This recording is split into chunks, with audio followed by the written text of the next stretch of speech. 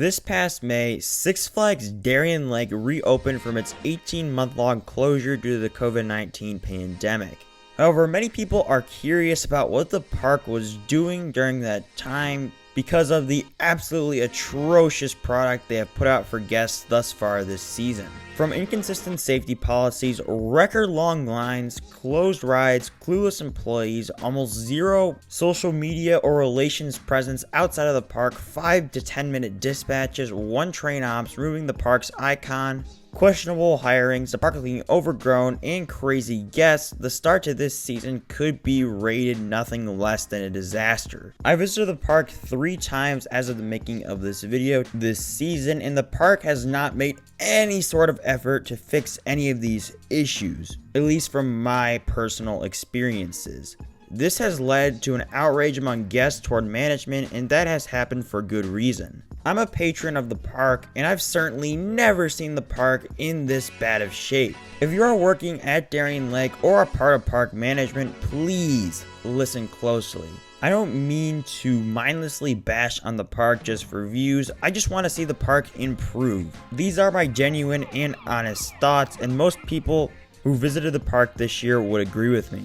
Some circumstances are completely out of the park's control, and I understand that. But what really matters is how the park responds to these conditions. And so far, they responded very poorly. I've seen dozens of bad reviews online, and I have had so many requests to make a video like this, so I thought this was something that needed to be addressed. Now before we get into the video, make sure to do me a huge favor by hitting that like button. I want to spread the message as much as possible, and hitting that like button helps get the video out to more people, and that increases the chances of change coming to the park. Also, if you'd like to continue seeing updates on the state of the park, make sure to hit that subscribe button, as I have plenty more Darien Lake content coming soon. But with that being said, let's take a deep dive into the many problems at Darien Lake. First off, I like to address a few things involving the park that doesn't actually happen inside of the park. One thing that I and a lot of people have had some issues with is the park's social media accounts. In this day and age, one of the main sources for advertisement and communications is on social media sites like Instagram and Facebook. So this has to be one of your strong suits, or at least a good presence for your offerings is on social media. Most of my experiences have come with the park's Instagram, and it's been poor to say the least. So back when Ride of Steel was closed at the beginning of the season, me and about a dozen other Darien Lake fans were asking about the status of the ride, and the park gave one person a response. Yeah, so we're already off to a bad start. I'll put up the response on the screen so you can read it, but they basically said check the website and app for ride availability. But here's the problem: the park has never updated any ride availability once on the app or website since Six Flags took over, to the best of my knowledge at least. So essentially, they just lied. I've heard that Six Flags' corporate team runs the park's social media, but still, is it really that hard to just do a little research on a topic that is very important to guests? Also, they don't really give any real answers to any questions they get because, like I said, they don't know what's actually going on inside of the park. Another issue is that they just repost old photos and don't actually have photos of anything interesting to show us. Is it really that hard to have someone take a few good quality photos? I don't think so. Heck, they could even repost my iPhone photos for all I care. Just do better, post some up-to-date photos, so please fix that problem. It's a really easy fix. Secondly, I'd like to address reservations. Now, I do know these restrictions were dropped, but I think it's still something that should be noted because I think it shows the park's true intentions when it comes to following state and national regulations. Ever since the start of the pandemic, Six Flags has supposedly used a reservation system to control capacity at parks that needed it, which is fine, but at Darien Lake, it's a load of BS. We were all prepared to make reservations for the first preview day at Darien Lake, and Mark and I were worried we wouldn't be able to get in early because our reservation times weren't until about a half hour to an hour later in the day. However, we showed up early and the park didn't even check our reservations. So we thought, okay, maybe it's just for preview day and they're actually going to check for ticket holders, and maybe it was just a fluke. But this kind of seemed hard to believe since the park president and general manager were working the gates. One day I showed up 3 hours early, but it didn't matter because the park doesn't check your reservations. I've talked to a handful of people about this and only 2 people said they've had their reservations checked. But those weren't really even checked because the employee just glanced at their phone and let them through. Apparently they are trying to manage capacity to appease the state, which is fine, but they're just straight up lying. Like I said, these restrictions have since been dropped, but it really shows their attitude toward following the law. Apparently, from what I heard, the governor actually announced before the park's public opening day that there wasn't any capacity restrictions for amusement and family entertainment, so I don't know if Darien Lake sees that as them, but to me it sounds like they could have dropped reservations just fine. This is kind of annoying because a lot of people were really worried about reservation times and they were scared they wouldn't be let in if they came too early. So I kind of think that this was a very poorly handled situation by the park, and the park just needs to do a little bit better with stuff like this. It was just not a good situation at all. Since we were just talking about reservations, let's talk about the entry process. The entry process has always been slow at Darien Lake, but never this slow. When I went to Darien Lake for the first time this year, I noticed they had put in metal detectors. To that, I say great. I guess they're eliminating any potential threats, which I'm totally okay with. They were also doing temperature checks, which have been since discontinued. Temperature checks really didn't make a whole lot of sense to me in the first place because someone could still have the virus and be asymptomatic or just not display a fever at all, so I don't really know why they ever did that and spent so much money on that, or whatever, I guess. Here's what I do have a problem though. The one time I came to the park midday, which seems to be when the crowds pick up, there was a 15-minute line to get into security since the entrance is so small and they didn't want to overcrowd the area. As you could expect, I was pretty frustrated by this, but I've heard multiple reports that it's taken people over 45 minutes to get into the park, which is ridiculous. I know this isn't directly the park's fault or anybody who's working there right now, but I definitely think some things need to be changed to improve the entry process and find a way to thin out the crowds. I heard that on Memorial Day, the line was backed all the way up to Mind Eraser. For those of you who don't know where that is, take a look. Yup, completely ridiculous. I think it would be a much better idea if security was moved up towards the front of the entrance so it wouldn't get all backed up when people try to walk in. But the fact that the line got that long is just unacceptable. The security has severely slowed down the lines and there needs to be some sort of change. Also, one more thing that has always been an issue at Darien Lake is the parking lot. But this year it's been worse than ever. For some reason we have an insanely small parking lot. It looks absolutely horrible. There's grass growing through the cracks in the pavement, and it legitimately looks like it's been abandoned for a couple of years. They need to pave the lot and find some way to expand it. I think maybe a possibility to expand their land across the street, which I'd be all for if that's completely possible. Now that we've waited 45 minutes to get into the park, let's talk about Darien Lake's COVID safety procedures that have been dropped for vaccinated guests, but still caused a major issue when everybody had to follow them. You aren't required to wear a mask, but apparently you are required to social distance between groups. Here's the issue though. There's zero social distancing anywhere in the park except on the rides. Well, at least it was that way, but it was just a really dumb process. I'll go a little more in depth on the issue later in the operations portion of the video, but golly, what's the point? You stand in a packed queue for an hour and then you're told you have to sit apart from people on a 70-mile-per-hour roller coaster? It doesn't make any sense. Either distance everywhere and enforce it or do it nowhere. They also clean the trains occasionally, which I am cool with, but when you have one train ops with no distancing, it isn't going to make anyone be any happier. And the virus isn't really spread on surfaces that much, so it doesn't really matter. Also, the bathrooms seem to be no cleaner than usual, so that's great. And like I mentioned earlier, the park claims they have reservations, but that's a load of crap. Their only COVID procedure was literally distancing in inconvenient places and cleaning like once a day or something, which is really the only COVID procedure they are still doing as far as I know, but whatever. In my personal opinion, if you're willing to sit in those queue lines, you are consenting to not distancing, so why distance on rides? They clearly do not care, just like management does not care about long lines. Overall, this was a really stupid situation. There's so much inconsistency and lack of transparency from the park in their COVID policies. It was just ridiculous, and I'm still pretty frustrated on how it went down. The next thing we're going to talk about is guest service. I haven't had too many bad experiences in this category this year, but I do have a lot of first-hand accounts. So let's go to preview weekend. There was a 2-hour-long line at member services. 2 hours! That was the longest line in the park that day. Thank God I'm not a member because that would have been hell. Imagine waiting that long just to get a drink cup or something. That would have been terrible. Another part of the problem was that the employees were not being trained in advance. I understand that it was really tough to do it this year, and I totally get that. But it didn't make me feel any better when I had to wait like a half hour because I got charged lunch and a snack for 5 wings and fries at the Anchor Bar to get that problem sorted out.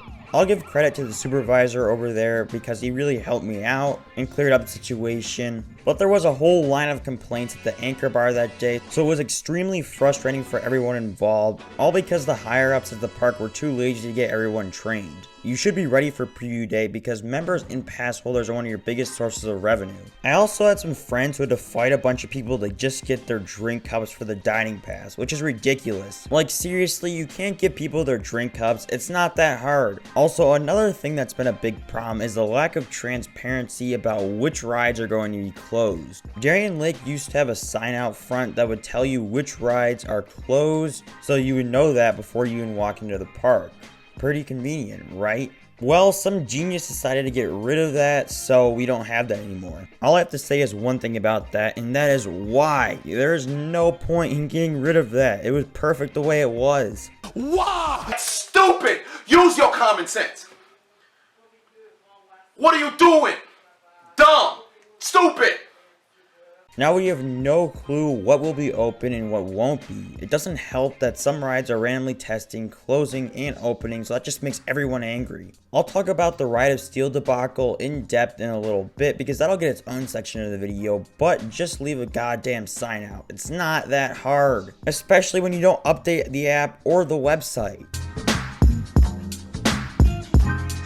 Okay, so Darien Lake's ops have always stunk for the most part, but this year has been obnoxiously bad. Before I rant about this, I actually want to give a quick shout out to the Viper crew. You guys are great. They dispatch trains in less than a minute most of the time, and that is not easy given that the restraints are manually locked on that coaster. I'd also like to shout out James, who works on Viper, because I know he's a viewer of the channel, so I appreciate you guys doing such a nice job on Viper, so thank you, James. But outside of that, the ops are probably one of the worst for any park in history that I can think of. Ride of Steel had an 8-minute dispatch at one point. 8 minutes. I didn't witness this, but I heard first-hand accounts of this, and I find this to be believable. More recent accounts have said dispatches have been 10 to 12 minutes, which is insane. There are absolutely no excuses for this whatsoever. It's bad enough that we're stuck on one train ops, but tack on 10 to 12 minute dispatches? That would automatically form a line on a dead day. This year, I've been hard pressed to get a 3-minute dispatch on Ride of Steel.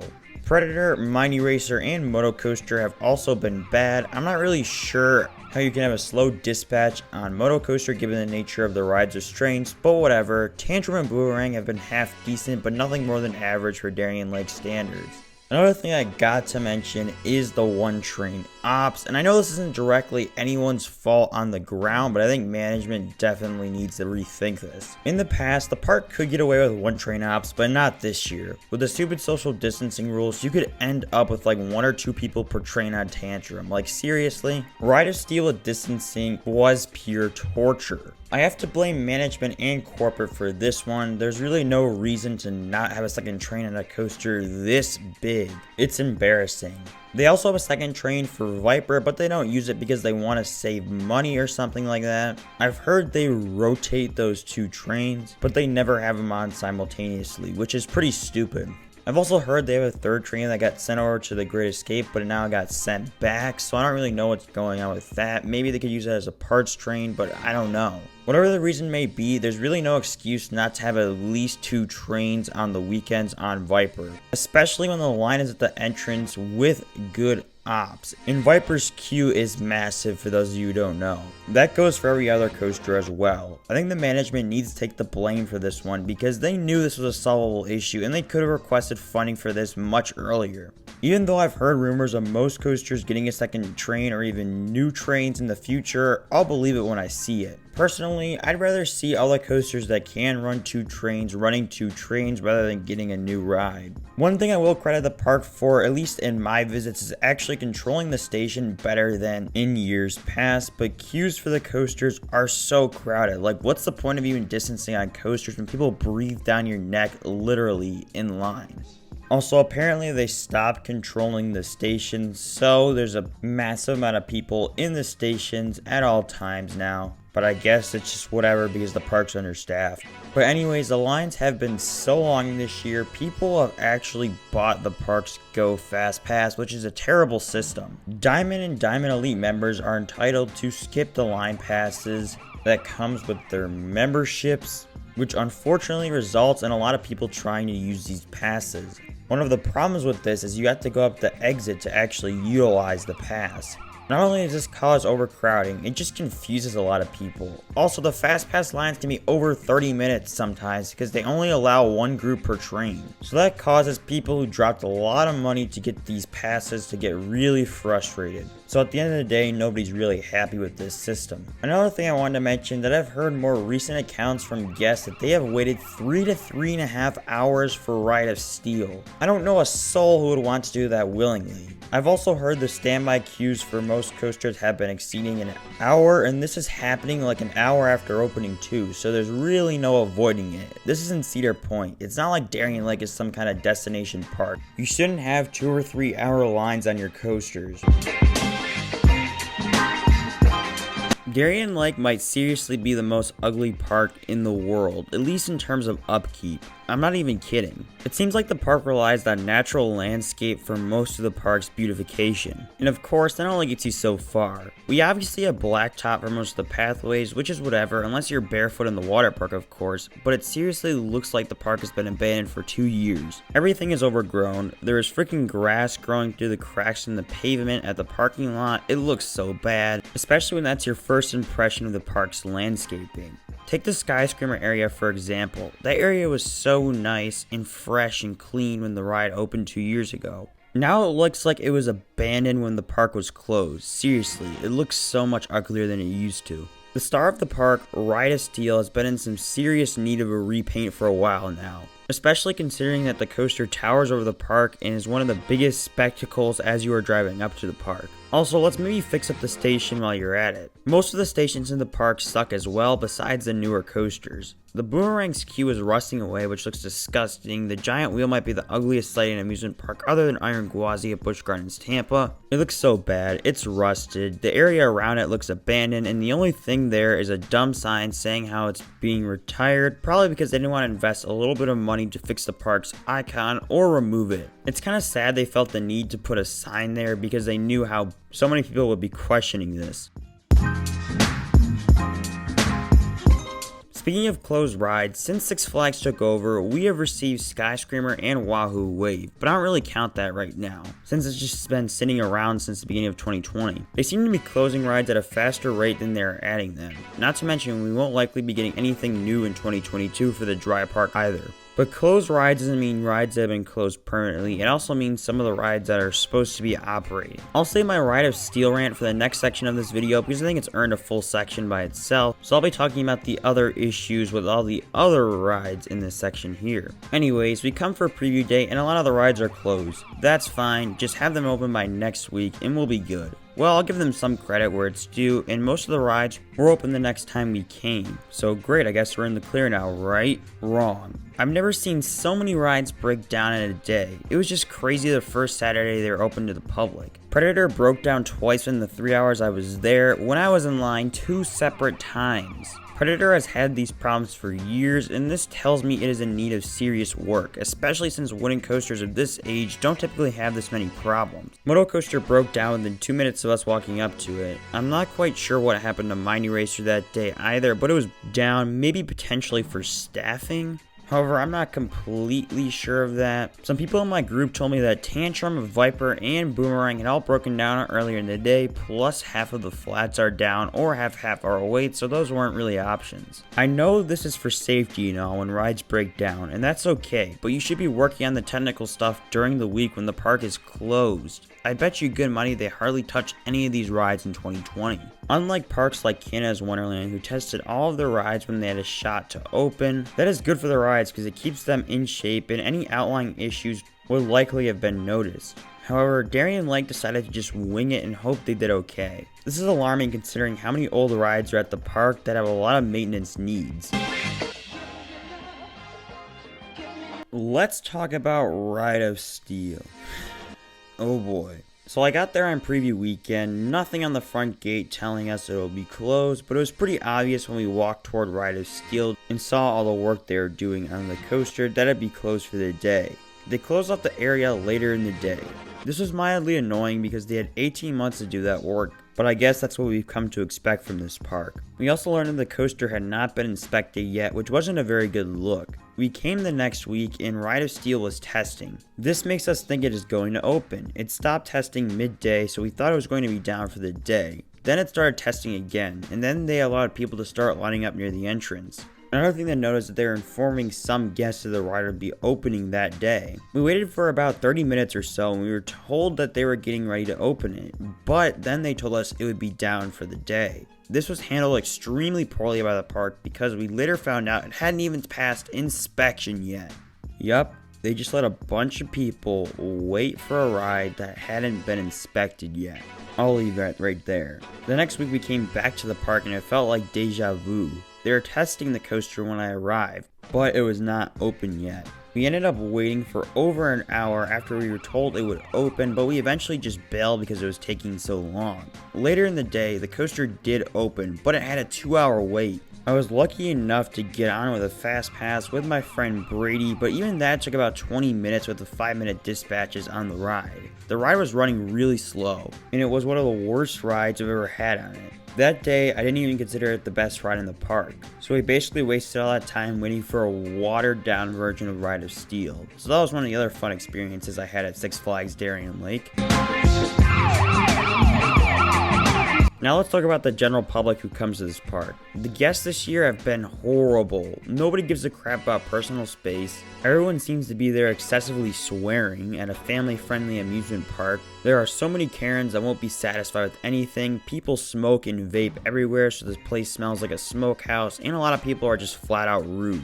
That obviously doesn't go for everybody, but this is what happens when you lower prices down this much, unfortunately. So you know I was talking about increased security earlier? Well, maybe they should actually start doing their job and enforcing park rules. There's no reason to have security if people can go around smoking wherever they please, and people are constantly breaking rules, and not even being held accountable for it. Also, a few weeks ago, there was a fight at Viper that security couldn't stop, so good for that. They can't control anything. There's no point in getting this much security if there's going to be this kind of nonsense going on in the park. In fact, it feels like there's been more shenanigans going on than before. I know the park can't control who's coming to the park, but they could at least manage it a little better. My friend Brady, who has an accessibility pass, went to go ride Boomerang, and another guest walked up the exit and asked if there was a black pass. Why? I'm not even going to get into why that isn't appropriate. It's just dumb and makes the employees' jobs more awkward and harder.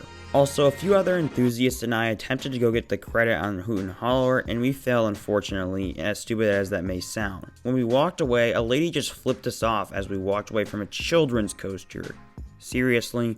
Here's another odd experience. My mom and sister were going to ride Moose on the Loose when a lady started screaming that her kid was going to fall off. First of all, there's a seatbelt, so do you not have common sense? Second of all, the ride is like 2 feet off the ground and goes like 2 miles per hour. Just dumb. I seriously cannot take this much stupidity at one park. Let's talk about the water park. I'm not going to go too much in depth about the water park. I'm just going to go based on what I've heard from other guests because I actually haven't been in the water park yet this year and I don't really have much of a desire to. First off, from what I've heard, the lines for all the slides have been like an hour, but that seems pretty typical for the water park. Second, it's way too crowded. Third, the lazy river isn't even filled this year, and that is like one of the most popular attractions. The wave pool is open, but for some reason they kick everybody out once in a while and make everybody crowd up, which doesn't make any sense. A lot of the policies in the water park just confuse me, to be completely honest. Like the whole tube policy, they don't have enough tubes to supply everybody, but you can like rent one or something. I don't know, it's really weird. I've never been a fan of the water park at all at Darien Lake, and I don't really recommend visiting this year, especially since so many people are going to be there. If you're going to go there this year, I'd recommend getting there really early and getting anything you want to get done early so it doesn't ruin your entire day. Also, one thing I haven't really mentioned is that the park is very understaffed, along with the water park, and the water park especially, because sometimes they have one lifeguard running like 2, 3, maybe even 4 slides. So that's obviously a capacity killer for water slides, and it's also a bad thing in general just to be understaffed. Hopefully it'll improve a bit in the summer season, but the national employee shortage is still raging on as far as I can tell, so this could be a pretty rough season. However, one really odd thing that happened was that my friend Brady actually applied to work at Darien Lake, but he didn't get accepted, and he didn't really get a reason why they didn't accept him. This is obviously extremely bizarre because they are understaffed and they need people just about every position, so that doesn't really make any sense. Anyways, let's continue on to our next section, which is actually our last section, and that is the management. Oh boy, I saved the best for last. If you work for Darien Lake Management, you may as well just quit. I've never seen a park even close to as bad as Darien Lake this season. You are the laughing stock of the industry. I understand that the park is understaffed, but they could be going about these problems so much better. I mean, what can we expect from a group who hired a guy who played a key role in getting Fantasy Island closed for good? For safety purposes. The way this park is being run right now is an embarrassment to the Six Flags chain. It's ridiculous. Ridiculous. Get your head out of your ass, all right? 95% of the responsibility falls on the higher-ups at the park. The employees are just being put in terrible spots and they are forced to make do on your mistakes. Also, who thought it'd be a good idea to cut hours? Darien Lake is one of the parks that needs to be open late for one of the biggest components of the entire park, Ignite the Night, which takes place at, well, night. But nope, Darien Lake thought it'd be a good idea to get rid of that. I seriously don't understand this. There's people camping and people at the hotel who will stay at the park until it closes. They're missing out on so much money they could be making off of this show by selling glow sticks and just selling concessions. Also, when you have had one of the biggest attendance booms like you've had this year, who the heck thought it'd be a good idea to cut 3 hours off the schedule that they ran in 2019 for most days? Ridiculous. They should have changed this immediately after opening weekend. All this does is anger guests and loses the park potential profit. So that just about sums up my complaints about Darien Lake so far this season. In short, Darien Lake is a mess right now. I wouldn't recommend a visit, especially if this is your first time going, but the good news is, it is still relatively early in the season, so there's time for improvement. Another thing I like to mention again is that these are my true and genuine thoughts of what is going on with the park right now. I think some serious changes need to be made to the park if they want guests to keep coming back. However, for now, I think Darien Lake is the new Six Flags America of the chain until proven otherwise. While that park has improved, Darien Lake has declined. I'd love to see some of the same strategies implemented over there be brought over to Darien Lake. Also, I plan on doing a sequel to this video to talk about what parts of the park have improved or haven't changed later on in the season, so stay tuned for that. If you've been to the park this year, make sure to tell me what your experience was like down in the comments below. Have you had a similar experience to me? Have you had a better experience? Make sure to let me know. Also, if you want this video to make it out to more people, make sure to like this video. That tells the YouTube algorithm to show it to more people. Don't forget to subscribe if you want to see more Darien Lake coverage in the future as well. This video was a really long one, so you made it to this point in the video. You're a trooper. Make sure to comment Darien Lake is whack so I know you made it here. But with that being said, I'd like to thank you all for watching, and I'll see you all in the next video.